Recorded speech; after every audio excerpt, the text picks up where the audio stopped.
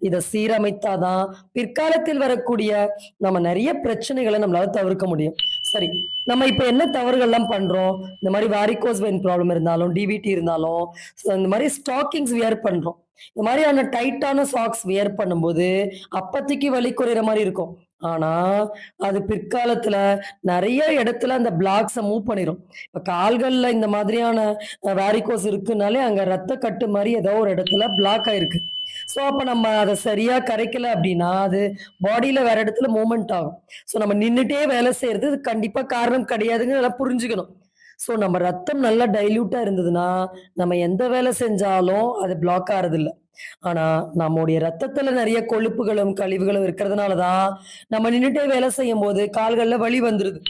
So, அதனால நம்ம வேலைய மாத்துறத விட்டுட்டு, நம்முடைய பழக்கவழக்கங்கள மாத்திக்கொள்வோம். சரி. நெறைய பேர் ஜிம் ஒர்க் அவுட்ஸ் ரொம்ப ஸ்ட்ரெயின் பண்ணி பண்ணுவாங்க.